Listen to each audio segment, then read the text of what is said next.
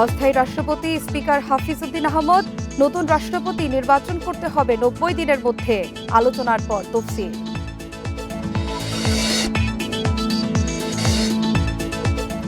রাজধানীর কাফরুলে গুলি করে যুবদল কর্মী ইউসুফ আলীকে হত্যা, গুলিবিদ্ধ আরও দুজন, অস্ত্রসহ আটক একজন।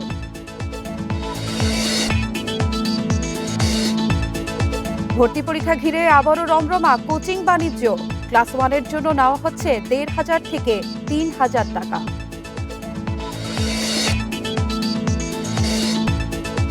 দেশে পানিতে ডুবে প্রতিদিন 48 শিশুর মৃত্যু, বছরে প্রাণহানি 17,500।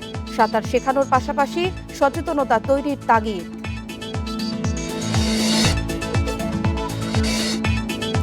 চট্টগ্রাম বন্দরের বহির্নোঙরে বিদেশি জাহাজে জলদস্যুতার অভিযোগ, আস্থার ধরে রাখতে দ্রুত ব্যবস্থা নেওয়ার দাবি ব্যবসায়ীদের।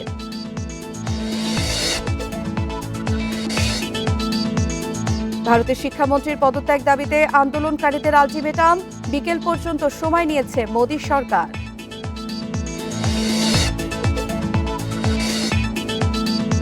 একক সঙ্গীত সন্ধ্যায় গাইলেন কিংবদন্তি শিল্পী রুনা লায়লা। বন্যার্তদের সহায়তায় তহবিল সংগ্রহে শিল্পকলার আয়োজন।